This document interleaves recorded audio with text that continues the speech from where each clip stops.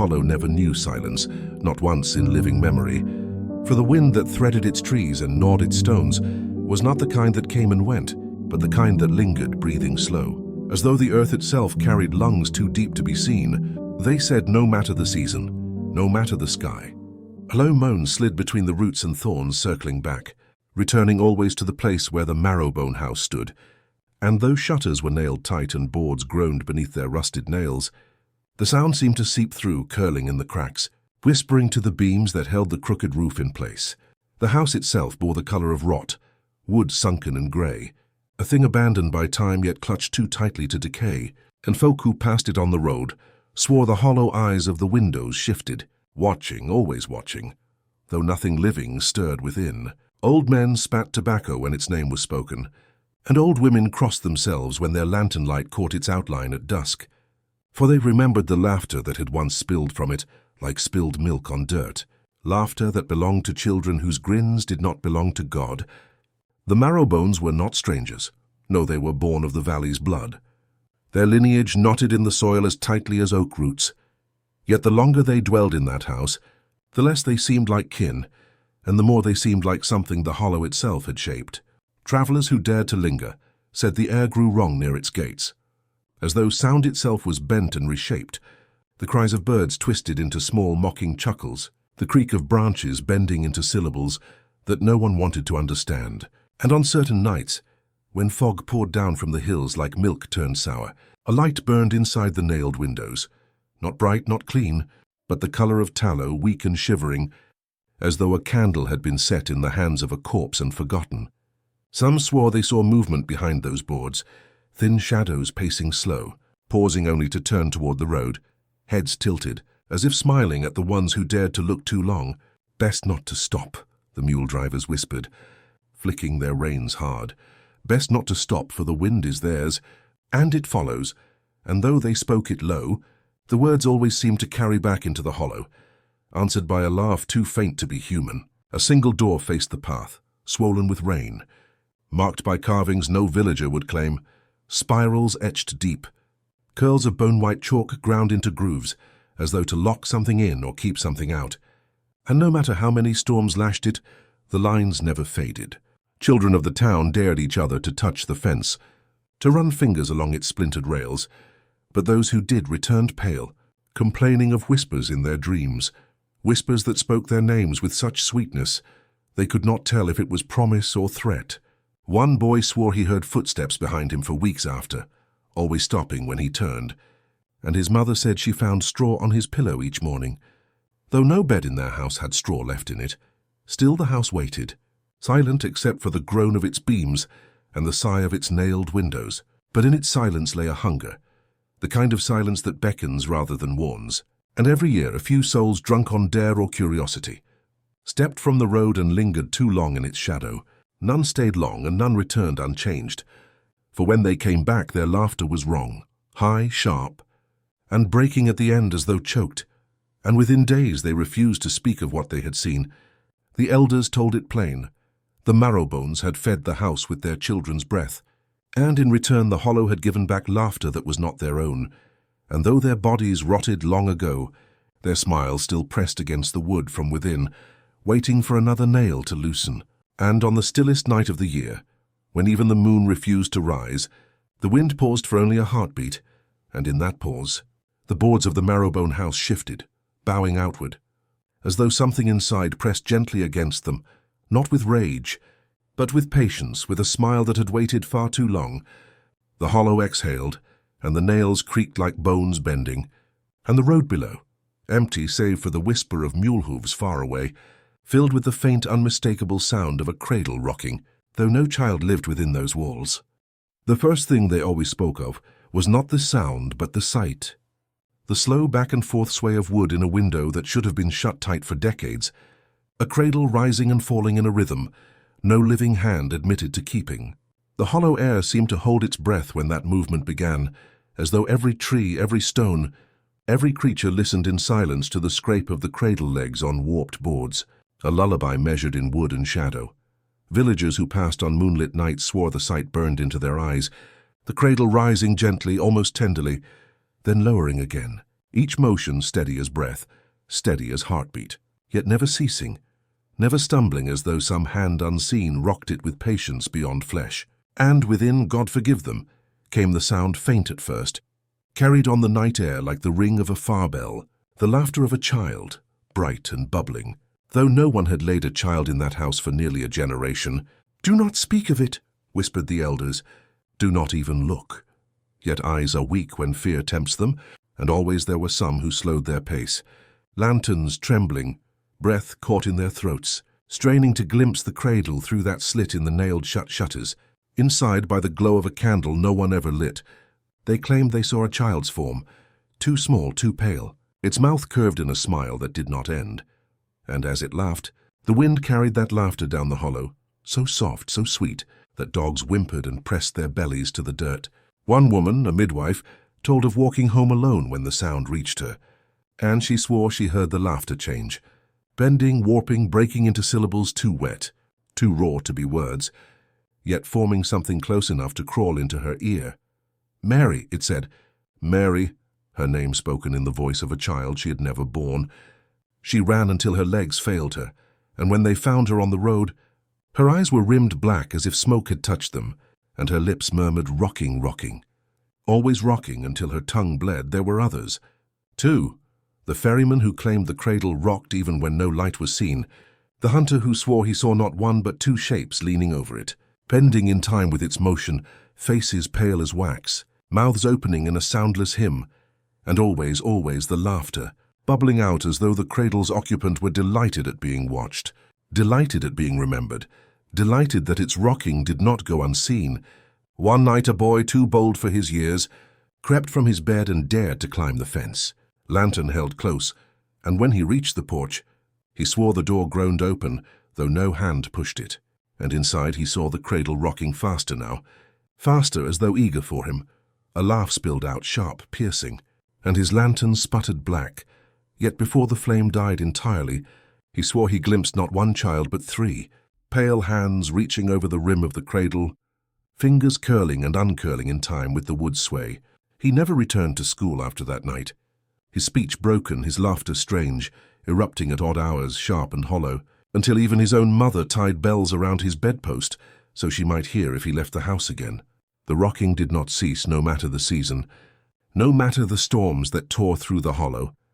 The cradle rose and fell with the same patience, the same hunger, as though it fed not on milk, but on the gazes of those who dared watch. And on one bitter winter's eve, when the snow drowned the valley, and the church bell cracked in its steeple, the sound of the cradle did not drift through the nailed window, but through the very air of the village itself, a rocking, a laughing echoing in every room where children slept. Mothers woke to find their infants smiling too wide. Their lips stretched into grins that broke when they began to scream, and in every ear, above every scream, above every sob, came the sound of that cradle, steady, patient, rocking alone, as though the hollow had carried it from its house into their very walls. When dawn came, the snow was marked not by footprints, but by long dragging grooves, as though something had been pulled from house to house, tracing the village in a silent circle, and the last to see it swore the cradle now stood not in the window, but in the very road, rocking by itself, empty, though the laughter still spilled from it, faint and unending, waiting for the next child to be laid within. It began with the smiles, sharp and shimmering, stretched too far across faces too small, smiles that made neighbors turn their eyes away, for they were not the smiles of children, but of something older, hungrier, something that wore innocence as a mask. The Marrowbone children grinned at everything, at silence, at rain, at the sight of their own shadows in the dirt, lips pulled wide until skin shone white at the corners, teeth glinting faint as though sharpened by candlelight, and no word followed, only the grin, as if they knew something too secret to speak. Their mothers hushed them in church, pressing hands to their faces, but when the hymns began, the children's mouths split wider, their eyes rolling back as if the music pleased them beyond reason, and before the last verse ended, the first screams always came tearing through the rafters, breaking the hymn into shreds of horror. It was said that the sound of those screams carried further than any bell, rolling over hills down into the fields, cracking the calm of the valley, and the cattle shuddered at it, their eyes rolling white, hooves pounding against fences, until the rails splintered and fields turned to mud under the stampede. No one could calm them, no prayer, no whip, no chain. For the beasts knew, the beasts always know. And they fled not from wolves nor storms, but from the echo of a child's scream that did not belong to the world. Neighbors told of hearing the screams long after the children had returned to silence, the echoes caught in branches, woven into the hollow's wind, shrill and ceaseless, though no mouth opened, no breath was drawn. One father of the town swore he found his son standing at the edge of the hollow in the dead of night, grinning, lips split and trembling, eyes glazed with a fever no doctor could name, and when he pulled the boy close, the child screamed into his ear so sharp, so piercing, that blood ran from it for 3 days. "They smile before the storm," muttered an old crone. Rocking on her porch, eyes clouded as though blind yet seeing too much, they smile before the storm because the storm is theirs. And the storm did come, black skies seething over the valley, thunder rolling like drums of war, yet no rain fell at first, only heat heavy and damp, pressing on the chest until breath faltered. The Marrowbone children stood outside their shuttered house, all of them in a line, their grins too wide, too eager, as if welcoming the storm like an old friend. Their small hands clasped together, though no parent guided them. Neighbors watched from windows, curtains trembling, and swore the storm broke not from the sky but from the children themselves, for as each grin twisted into a scream, the thunder cracked, and as their voices rose, the wind howled louder, slamming shutters, ripping trees from the earth. One farmer cried that he saw lightning strike not the fields, but the ground at the children's feet, splitting the soil in jagged seams. And from those seams came a sound, not thunder, not rain, but the low, wet laughter of something buried too deep. The storm raged through the night, yet the children did not flinch, did not seek shelter. They screamed with it, mouths open, throats raw, as though they had birthed the storm and fed it with their voices. And when at last the rain did fall, it was not clear, not clean, but red, streaking the dirt in rivulets that glowed faint under each flash of lightning. And cattle that had fled returned only to collapse, their bodies steaming as though boiled from within. By morning the storm had passed, but the fields lay ruined, fences torn, trees blackened. The air itself, heavy with the stench of iron and milk, curdled in the heat. The Marrowbone children were seen again that dawn, their faces clean, their lips curved back into those wide, knowing grins, as though they had swallowed the storm whole and found it sweet. And in the silence that followed, the hollow seemed to hold its breath, waiting, for everyone knew another scream would come, not from the children this time, but from the ground itself, where the cracks in the earth still smoked, and something beneath shifted, restless, eager to rise. It began with the humming, low and steady, rising through the planks as though the earth itself were breathing through the marrow of the house. At first it was faint, little more than a vibration that made lantern flames quiver and nails loosen in their beams, but with each passing night the hum deepened, gathering shape, gathering rhythm, until it became song. Not in any tongue that men or women of the valley knew, but something raw, something older. The neighbors who passed after dark swore they felt it before they heard it, a tremor beneath their boots, a slow pounding like a drum struck deep underground, and when they listened too long, their teeth ached as though the sound lived inside their bones. Within the Marrowbone house, the children sat cross-legged on the floor, eyes half closed, tapping their small fingers and heels against the boards in unison, their movements perfectly timed, as though they had learned the measure long before they were born. The mothers said nothing, lips sealed, eyes hollow, for if they spoke they would have to admit that their children were not following the hymn. They were leading it, their tiny mouths parting, whispers sliding from them in a language that had no place in any church. One boy from the town claimed he pressed his ear to the walls once, daring himself past the fear, and he swore the wood pulsed against him, warm and damp, like the beating heart of a thing too large to imagine. And through it he heard not just the children, but voices beneath them, hundreds, thousands layered low, singing in unison from under the floor. Not words, he muttered later, trembling, not words but hunger, put to music, and no one laughed at him, for they had heard pieces of it themselves drifting on the night wind, snatches of notes that made livestock foam at the mouth, and birds drop dead from branches. The oldest folk remembered stories whispered long ago, tales of the hollow before the town, when tribes would not set foot there after dark, when they said the ground itself held mouths. And if you listened too close, you would hear the earth singing back at you. Keep walking, they would warn, Never stop to listen, for the song will find your blood. And once it knows your rhythm, it will never let you go. And so when the Marrowbone hymns rose, the valley shuddered, because it was not the hollow learning from the children. It was the children remembering what the hollow had taught long before their first breath. Inside, the rhythm grew wild, feet stomping, hands slapping wood, the house shaking as though it danced with them, and neighbors swore they saw dust rising from its roof in great bursts, like smoke from a furnace. One woman passing on the road saw shadows through the nailed shutters, not of children, but of towering figures swaying in time, arms raised, faces long and skull-like. And though she ran, the rhythm pounded after her, chasing her all the way into her dreams. On storm nights when lightning split the sky, the hymns did not falter. They grew stronger, rolling out into the fields, bouncing from hill to hill, 1,000 voices marching in dreadful harmony, until even the thunder seemed to fall into their measure. And the children, God help them, smiled as they sang, tapping, swaying, their eyes rolled white, their lips moving in syllables that tasted of ash and salt, syllables too ancient for their small throats to carry, yet carried all the same. It was said that one farmer, desperate, nailed shut his windows and stuffed his ears with wax, but still the hymn reached him, not through his ears but through his chest, a pulse that aligned with his heartbeat, until he could not tell which belonged to him and which to the hollow.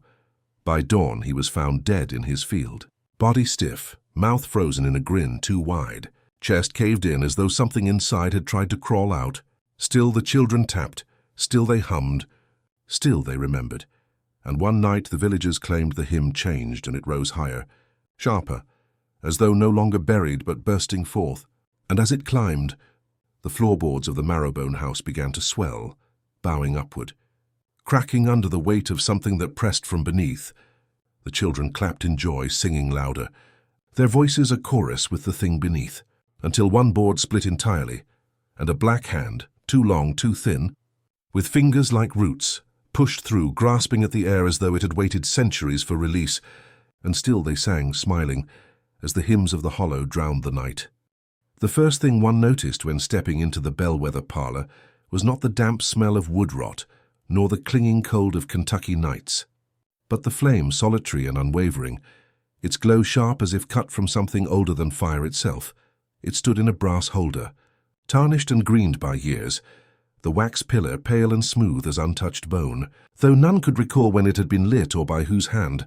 It had burned before the neighbors were born, and, whispered in hushed tones, it would burn long after their graves had swallowed them, on nights when storms rolled black over the fields, lashing the shutters and drowning the land in sheets of water. The candle should have died, as all flames must, yet its light remained cruel and thin, casting warped shadows on the parlor walls, shadows that lengthened into bodies swaying by unseen ropes, faces bloated and tongues darkened, as if in silent warning. Children of the family did not look at the flame with fear, but with an intimacy, as if it were another sibling, something they had grown beside. "It watches us," little Abigail once whispered to a visiting cousin, her tiny hands clutching her doll tight enough to leave impressions. "It keeps count when the others come." The cousin, unsettled, had sworn she saw the wick coil and uncoil like a living thing when the words were spoken, the flame bending toward the child as if in acknowledgement. Neighbors on horseback, passing late, told of seeing that pale light through the windows, steady as the North Star.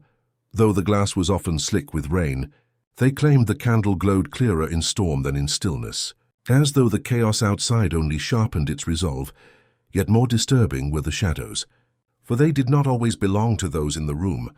Sometimes, when a single bellwether sat knitting or mending, the walls swam with the outlines of many, tall, short, some bent as if carrying burdens, some limbless altogether, stretching across the boards in grotesque procession, their movements sluggish, like echoes of some forgotten execution. Old Pastor Wilkes, summoned once to bless the home, refused to step across the threshold, muttering scripture beneath his breath, his eyes fixed on the flame.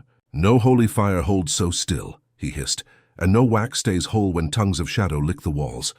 But the bellwethers would not hear him, for the candle had become their anchor, their ritual. No meal was begun without it.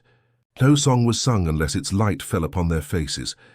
Even their dead were waked in its glow, its flame bending low over the coffins, as if drinking in the last breath of kin one night. When the storm howled fiercest and the chimneys roared with hollow groans, a traveller from Lexington sought shelter at the estate. Drenched and half-frozen, he was admitted and seated by the parlour fire, yet his eyes never strayed from the candle, which hissed faintly as though mocking the storm outside. "What keeps it burning?" he asked at last, his voice brittle with unease. Abigail, now older, smiled with lips too pale. "It doesn't burn. It remembers." The traveller swore he saw the flame darken then, not in colour but in intent, as if it drew breath at her words, leaning closer, quivering in hunger later that night, when thunder cracked the heavens. The guest heard footsteps above, though no one had climbed the stair. Followed by faint laughter threaded with sobs, he rose, meaning to wake the father, but froze as he turned toward the parlour. The shadows on the wall were no longer still. They writhed in jerks and spasms, heads lolling as if hung from gallows unseen, limbs thrashing soundlessly. He ran, not even pausing to gather his coat, and swore until his dying day that the candle followed him with its gaze, the flame never flickering, despite the wind that should have snuffed it out. For 3 nights after, neighbours reported the light burned brighter than ever, shining out into the rain-slick fields, illuminating not the house but the ground before it, rows upon rows of shadows swaying, as if the earth itself was hanging its dead before the bellwether windows. And though the candle still burned in the parlour, steady as breath, a faint wax smell began to spread through the house, sweet and cloying, thick as tallow, and those who entered swore it clung to their throats like smoke, though when they looked, the candle's body was untouched, perfect as if carved from ivory. The flame has never died, and those who have stood too long in its glow whisper that the shadows have begun to take on familiar faces. Neighbours, travellers' kin caught mid-scream dangling, waiting for their turn to be counted, and somewhere in that parlour, if one listened beneath the crackle of storm, the sound of a rope tightening could be heard, tighter and tighter still, until the walls seemed to bow with the weight of unseen bodies. The silence of the bellwether women was not ordinary silence. It was a silence so heavy that even the crickets in the hedgerows seemed to hush when they passed through town, their lips pale and pressed thin, their eyes sunk into hollows that drank in light and reflected nothing. No gossip ever clung to them, though gossip tried, for silence is itself a lure. And the townsfolk whispered endlessly about why no mother of that house ever gave voice in the company of outsiders. Not a greeting, not a prayer, not a single word. Only the faint sound of their skirts brushing against the earth marked their passage, and sometimes in the market, a hand trembling over produce or a loaf of bread. But never a sound escaped their mouths, and if a question was asked, they lowered their eyes and left without answer. It was said that once in the autumn of '39, one young bellwether mother, Eliza, dared to murmur a prayer before the chapel, her lips forming the words "Our Father" in quivering syllables, but before the second breath could leave her, her throat closed tight, as if invisible hands had clamped down, her eyes bulging, her face purpled, and she fell, clawing at her own neck until blood welled beneath her nails, only for the choking to stop when she fell into silence again. From that day forward, not one woman of that family opened her mouth to speak, not even to their own children, not even in whispers to their husbands at night. Neighbours who listened at their shutters swore they never heard a mother's lullaby from the house.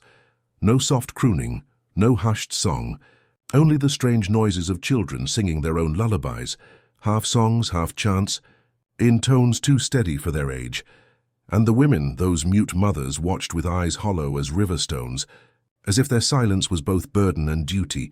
Some claimed it was no vow but a curse, that each tongue had been promised to something beneath the floorboards of that house, something that did not forgive words, only silence.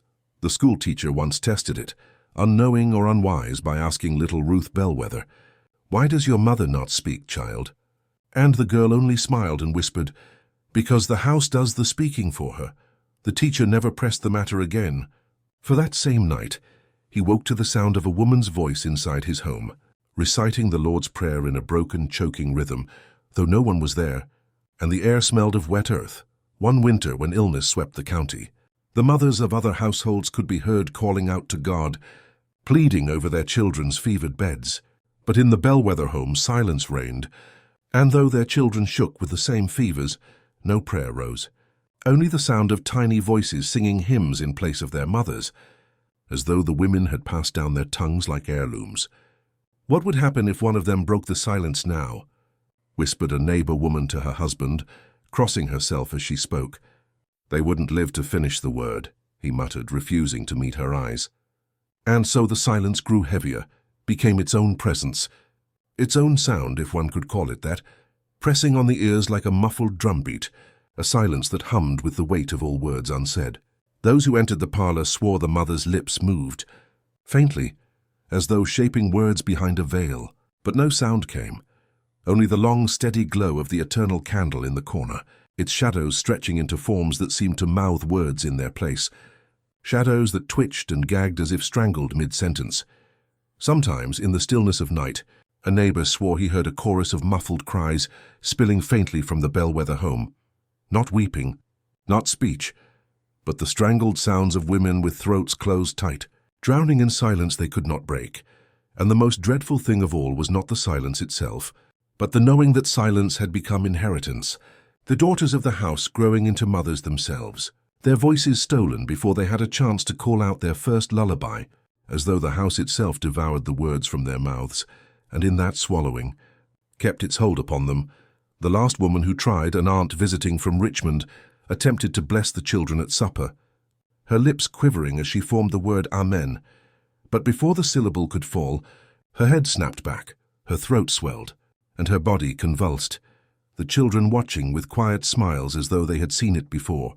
She lived barely, but she never dared shape a word again, her eyes wide, her lips sewn shut by fear rather than thread now.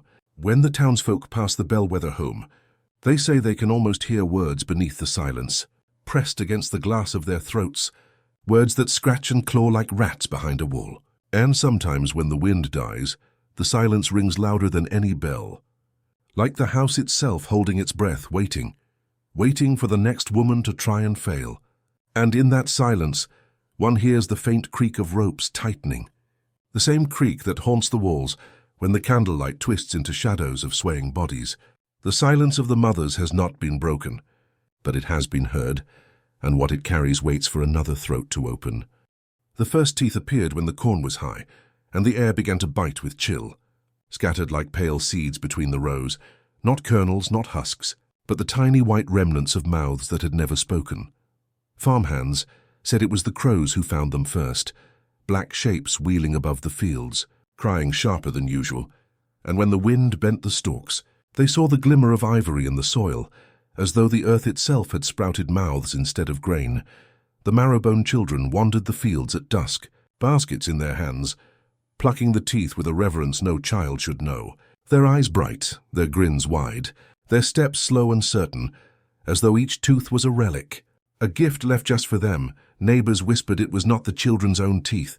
They were too many, far too many, and each gleamed with a sheen too polished for something cast off by time. Some no larger than a kernel of corn, some sharp like a wolf's fang, some cracked and blackened as though pulled from a corpse. No ploughman dared work the rows after that autumn began, for when they cut into the soil with blade and ox, the earth would spit back more teeth, a clatter against the metal like hail on tin, a sound that raised the hairs along the arms and left them shivering as though something beneath the ground stirred with laughter. "The field is theirs," whispered old Caleb, the only man fool enough to linger near at dusk. "The children reap what the dead have sown." At the edge of the rows, the mothers of the Marrowbone house stood in their silence, watching as their children filled jars with the ivory harvest, the glass clinking with each drop, a music far worse than bells, worse than bones, for it was the sound of innocence turned to tribute. The jars were kept in the parlor beside the eternal candle, stacked in uneven towers that caught the light and shimmered like lanterns filled with stars. But when the shadows stretched against the walls, those stars seemed to grin, 100 tiny mouths lit from within. Visitors, rare and unwelcome, claimed the smell inside the house was not wax nor wood smoke, but the faint copper tang of blood, as if each tooth remembered the root it had been torn from, and the air was thick with the memory of gums still weeping. At supper, the children rattled the jars as though they were bells, each chime making their smiles widen, their gums red and raw, as though they too had given more than they should. "They laugh too much," muttered one field hand before quitting. "Their laughter cuts like knives. It don't belong to children. It belongs to something else wearing their faces." One night, A neighbor swore he saw the children burying the jars back into the soil, placing them gently between the stalks, their small hands pressing earth over glass. And in the morning, where the jars had been planted, the corn had twisted taller, thicker, its ears swollen and gnarled, the silk stained red. The townsfolk grew afraid to eat from the marrowbone harvest, for they said each kernel carried the faint taste of iron, and worse, when roasted, the ears sometimes popped not with corn, but with the sound of cracking. Bone children outside the family began to lose their teeth too early that year, teeth falling from mouths still too young, slipping out whole, roots and all, leaving the children screaming with gums torn and bloody, as though something had reached up from beneath their tongues and plucked them free. And always the marrowbone children came by after, grinning with their wide, unnatural smiles, asking if they might keep the teeth. "Better with us than with you," whispered young Nathaniel Marrowbone, his jar clutched tight to his chest, his eyes gleaming. The mothers said nothing, their lips sealed in silence, but their gazes lingered on those jars as though each tooth was a prayer, or perhaps a tithe to something older than God. The harvest grew stranger, the earth itself coughing up more ivory, so much that the fields gleamed in the moonlight like scattered pearls, and the townsfolk avoided the roads near the hollow, claiming they could hear the crunch of teeth beneath their wagon wheels, even when the road looked clean.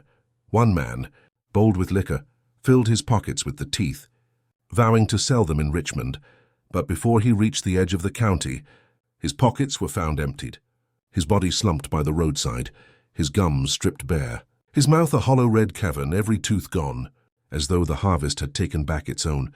The marrowbone children grew taller, their laughter louder, their teeth sharper, gleaming even in the dark, and when they smiled now, it seemed as though they carried not one mouth but many, as though every tooth they had gathered had found its way into their grins.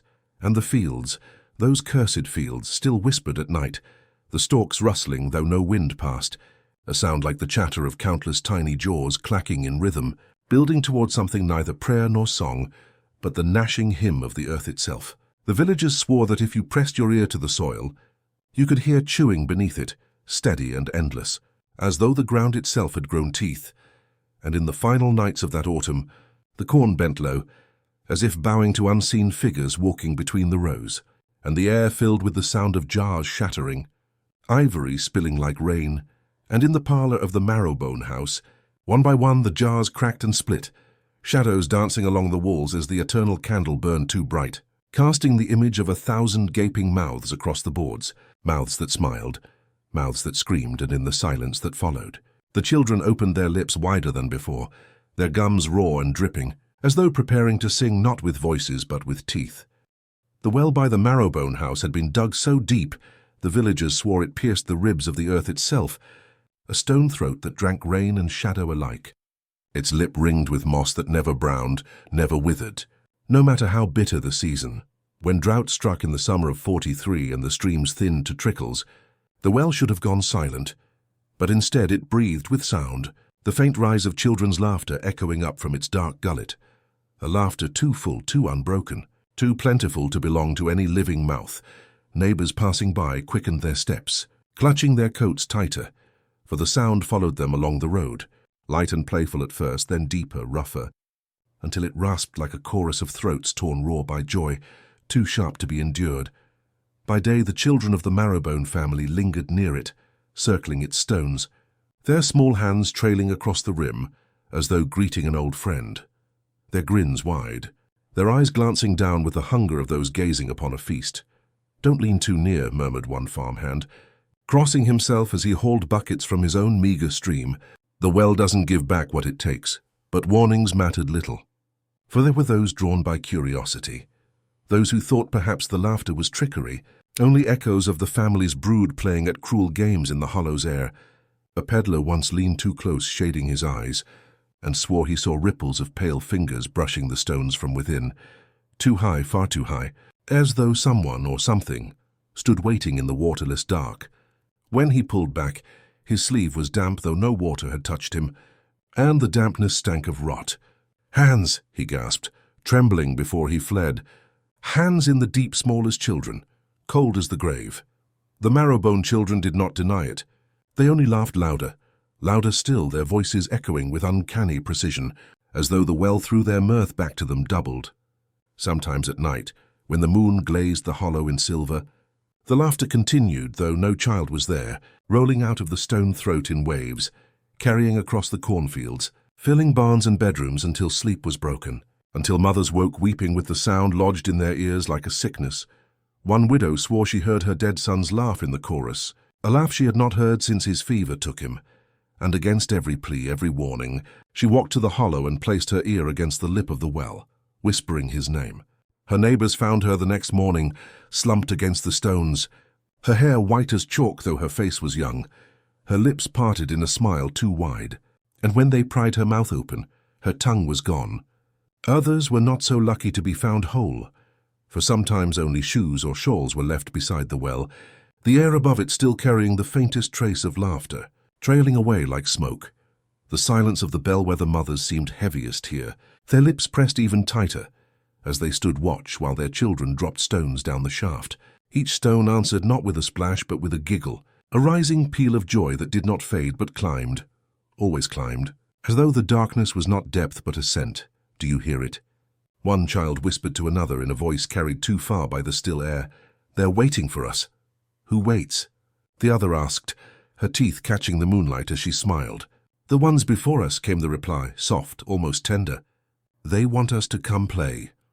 On certain nights the well smoked, though no fire was near, a pale vapor curling upward, carrying with it the sound of teeth chattering, as though the laughter had grown too sharp, too cold. Breaking into fragments of bone, animals would not drink from it, even in the worst thirst, horses shying, dogs whimpering, their ears flat, their bodies trembling, staring at the dark hole as though it stared back. But the Marrowbone children cupped their hands to the rim and drank deeply of nothing, licking their lips with delight as though their mouths had been filled.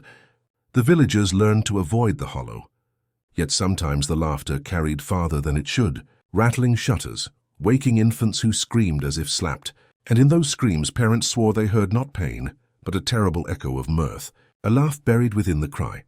By the time autumn winds rattled through the corn, the well had become a wound in the land, an opening that never healed, never silenced. And the last to see it, before the earth itself was said to quake around it, claimed that the pale hands had grown bolder, no longer clutching the stones from within, but stretching higher, fingers spreading as though searching for grip. And just before he fled, he swore he saw not hands at all, but small white jaws rising from the dark, teeth clicking in rhythm with the laughter, a smile wide enough to swallow the sky. The bell tolled, though no hand touched the rope, and its hollow iron cry seemed to peel the marrow from every bone that dared listen. It was the Sabbath.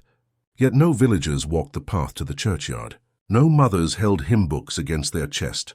No men carried their solemn silence into the wooden pews, for they had already heard of the thing that would happen, and dared not test its truth, instead bolting doors and shuttering windows as though timber could keep out the judgment of the unseen. Only the Marrowbone children stood unafraid at the forest's edge, their bare feet sunk into black mud, their pale faces slick with the sweat of storm air, and as thunder split the sky in ragged veins of fire, they began to grin, wide and feral, teeth flashing like bone fragments pulled from grave earth, their laughter rising in shrill crescents until it drowned the sky itself. They had been seen before, on nights when dogs howled without reason and hens refused to lay, but never all at once, never in the open daylight, never in the hour of Sabbath, when bells were meant to sanctify the ground. Villagers whispered they were not born of any woman, that they had crawled up from the soil beneath the old cemetery, where the headstones tilt and sink, and that their laughter was not play but mimicry, an echo of human joy. Bent Wrong, the youngest of them, no taller than a grave marker, held in his hands a withered book of prayers bound in leather stiffened by damp, and he tore the pages one by one, letting the wind carry the scraps like falling feathers, and each page burned in the air before it touched the earth, though no fire was near, an old man in the village. Elias Crow dared to lift his spyglass to see clearer, but when his gaze reached the children, he dropped the glass with a cry, clutching his sockets as though something small and sharp had crawled behind his eyes, and though he lived until nightfall, he spoke no word again, only wept until his chest ceased rising, inside the church. The bell kept tolling, slow, measured, deliberate, each strike reverberating with a hollow that felt less like sound and more like a summons, a counting down, a marking of the last moments before something vast and unseen would step across the threshold of the world. The villagers swore they saw the steeple bend, not with wind but with breath, an inhalation so great the wood groaned as if it would split, and in that drawn breath, the laughter of the Marrowbone children changed. No longer shrill but deep, layered, many voices inside one throat, like 100 dead speaking through the mouths of a few one woman. Ruth Hale thought she heard her husband's voice in their laughter, though he had been buried 2 winters past, and she fell to her knees screaming his name, until her neighbours dragged her back into the dark of her cottage, pressing cloth to her mouth so she could not answer whatever called from the woods. The sky lowered, thick with bruise-coloured clouds, and the rain that began to fall was not water but black, sticky, carrying the scent of iron and rot, spattering rooftops, running in streams through the dirt lanes, filling barrels and troughs with liquid that curdled the moment it touched wood. The Marrowbone children lifted their hands, catching the black rain on their tongues, and they laughed harder, pressing closer to the edge of the village, their eyes pale as coins held too long in the grave. One of them, older, Lankir, his jaw sharp as a wolf's, stepped forward from the tree line, and when he spoke, the villagers swore it was not in words of men but in the tones of the bell. Each syllable a toll that made blood quiver in veins. "Come to the church," it said, or perhaps it only rang, but every soul heard the meaning, and though they clutched rosaries and pressed their faces into rough wooden floors, they knew the summons was not to be ignored forever, for each toll of the bell pulled them nearer in spirit, if not yet in flesh. Night fell sudden, like a shroud pulled over a corpse, though it had been midday only breaths before, and in that darkness the church windows burned faint with a dim ember glow, as though the building had become a lantern lit from within by something not fire, but hungering. The last thing the villagers saw before they tore their eyes away were the Marrowbone children stepping, barefoot across the field toward the church, their shadows trailing longer than the earth could account for, stretching like black ropes toward every door in the village. And when the bell struck 13, though the clock of heaven had no such hour, all the doors flew open at once. The earth had been sealed with spades and prayers, yet every night it rose again, restless, swelling with breath that did not belong beneath it. They had been buried properly, so the village thought, laid down in neat rows with crosses hammered into the dirt, hymns whispered through chapped lips, a final shoveling of soil meant to bind them to silence. But silence never came, only the sound of shifting, the groan of roots pulled loose, the low percussion of something moving beneath. By day the graves looked ordinary, though the ground lay too smooth, too level, as if the earth itself had been pressed by a careful hand. But by night the mound of each burial rose in slow defiance, lifted as though ribs were expanding, and the air above it grew warm, thick, smelling faintly of candle wax and wet rust. The children of the village dared each other to creep close, and sometimes they swore they heard voices, not muffled or distant, but close to the surface, lips brushing soil, words shaped in the damp breath of the newly dead.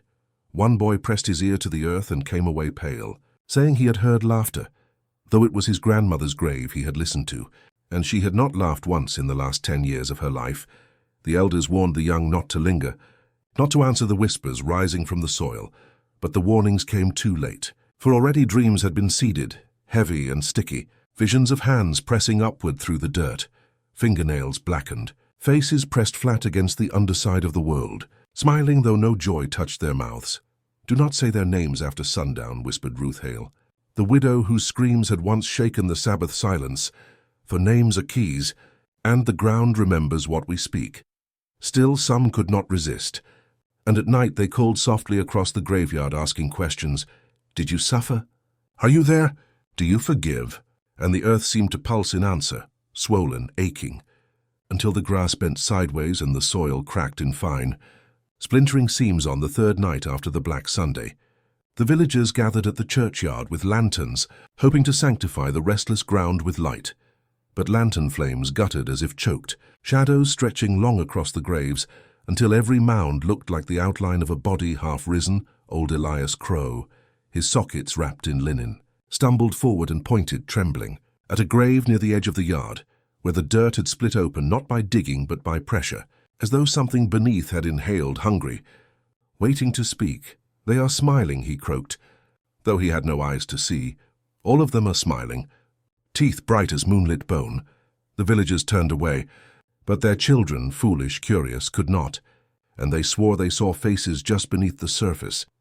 Lips pressed thin with mirth, cheeks lifted, and the longer they looked, the more the faces seemed familiar. Fathers, sisters, neighbors, all returned, but marked with something older, deeper, a mirth that mocked the living. That night the ground would not lie still, and the bell in the church, though no rope touched it, struck once, and the sound of it carried down into the earth like a summons, and the earth answered from beneath. The soil quivered, rising higher, split wider, and a sound like wet laughter leaked upward, bubbling, drowning the silence until every villager fled the churchyard, lanterns swinging, breath sharp with terror, leaving the graves to pulse alone beneath the crooked sky by dawn. The ground had smoothed again as though pressed by an unseen palm, but the villagers knew it was no peace, only postponement, only the slow patience of what the earth would not keep. And when night returned, the graves swelled taller than before, mounds rising like breath beneath blankets, cracks spreading until bone-white roots poked through the soil like fingers clawing upward, curling toward the surface, toward the village, toward the houses that shook in their sleep. One child claimed she heard her dead mother calling from beneath the floorboards of her room, the voice muffled but playful, saying, "Let me in, the earth won't have me." "But you will, won't you?" The girl did not sleep again by the fifth night. The graves no longer waited for midnight, but bulged and shifted with the last light of dusk, swelling like lungs, trembling like the chest of something too large, too wrong to remain hidden. And though the villagers poured salt and ash across the mounds, still the earth pressed upward, smiling, waiting. The storm winds carried the smell of iron over the fields, and the bell tolled 13 once more, though the sky bore no clock for such an hour, and this time the soil cracked wide, not in silence but in laughter, hollow, unholy, rising in chorus as though the ground itself had learned to speak. And the last thing seen before the lanterns died was a hand, pale, dripping with soil, pressing outward from a grave, fingers spread, nails blackened, but teeth gleaming in the dark beneath.